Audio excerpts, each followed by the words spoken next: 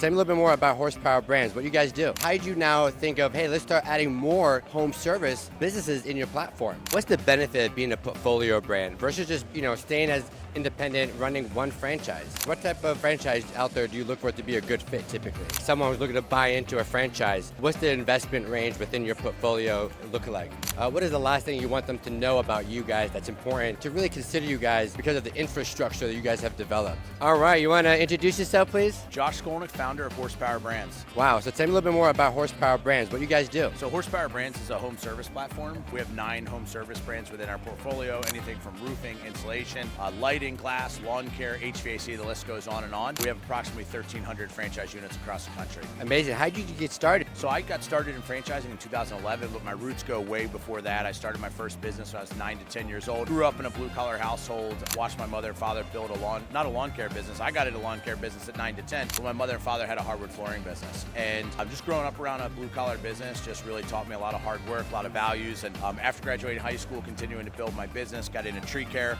and then ultimately began to franchise it. But the journey of how I got into franchising is very unique. I got into it because I had an employee whose daughter got injured at daycare, and he called me late afternoon and said, hey, my last 2 appointments, I can't handle them. Can you do it? I jumped in as any business owner would do. And the last client I met said, hey, is this business a franchise? And that was when I was running Monster Tree Service. Knew nothing about franchising. Like a lot of people, I thought it was things like Subway, McDonald's, Burger King. And he says, no, it's so much more than that. Service businesses or franchisors across the country. And in 2011, that's when I began really investigating franchising. And in October of 2011, decided to franchise my tree care business. Amazing. So you started to franchise your tree business, you grew that and scaled. And then how did you now think of, hey, let's start adding more home service businesses in your platform? Yeah, so initially I wasn't a platform. I started as an independent single stream franchisor with Monster Tree Service. In 2018, after 7 years of franchising, I acquired Redbox Plus with 4 to 5 operating locations.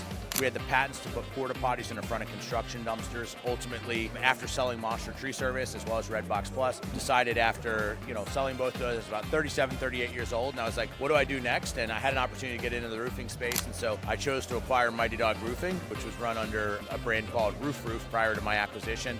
Rebranded it early on, and then from there just continued to build and acquire lighting, insulation, lawn care, glass. I mean, the list just goes on and on. And as I said earlier, today we have 9 home service brands within a portfolio. Amazing. And what's the benefit of being a portfolio brand versus just, staying as independent, running one franchise? So one of the unique advantages our franchisees get is that become part of a much larger community than a single strand or single brand franchisor. And so as one of the benefits that we do, in addition to just all of the marketing efforts that we can provide, there's a lot of existing clients that are, really aware of who Horsepower Brands is from our prior brands that have launched within certain markets. So franchisees get an opportunity to be a part of, existing relationships, referral partnerships with commercial clients as well. To where if I'm coming in as a Groovy Hughes franchisee in our painting brand, and I link up with like a Mighty Dog Roofing franchisee that's been in the market for the last 3 years, they're going to turn over all their referral partnerships to me, and they're going to bring me in, and I'm going to be able to continue to work deeper. And then we get marketing co-ops too, and then there's a lot of cause marketing. We do a lot of initiatives with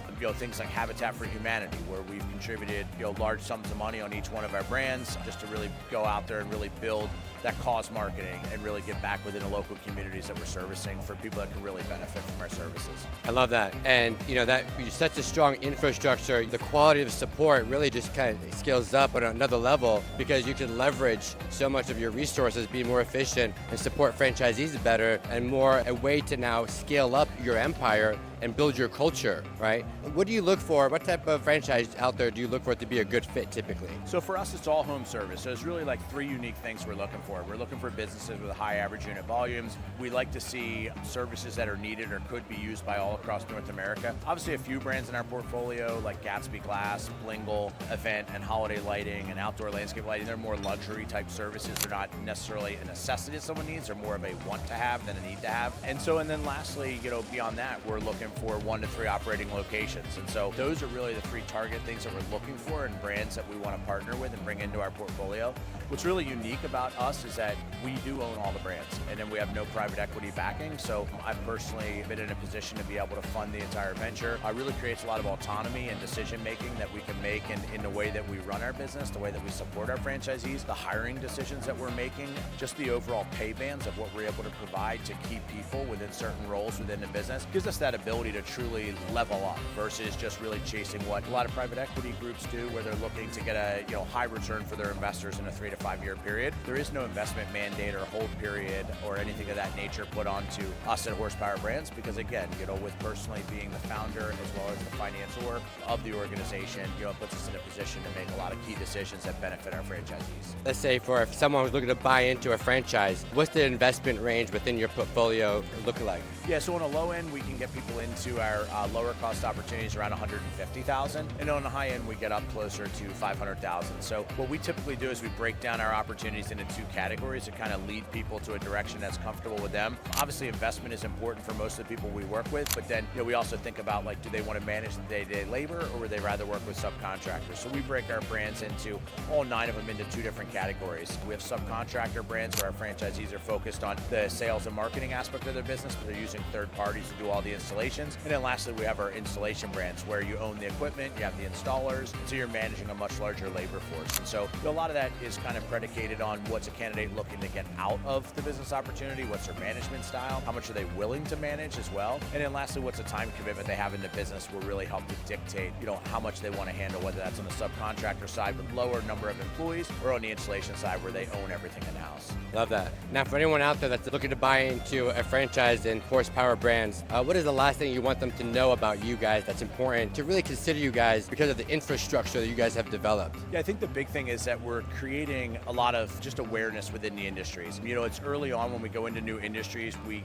tend to attend industry events specific to that specific industry that we're in, and we're the small guys in the room, and then within 2 to 3 years, we really become a benchmark standard of what other people aspire to be as we open up locations on a national level. And so for us, we're really looking for people that want to work with us, that are looking to be part of a business, a brand that's really going to be the prominent provider, providing something to consumers and commercial operators across marketplaces all over the U.S. Amazing. Congratulations on all your success, and we're definitely looking for a good opportunity. Check these guys out. Do you want to franchise your business and take it to a whole new level? Click the link below to schedule a free consultation today.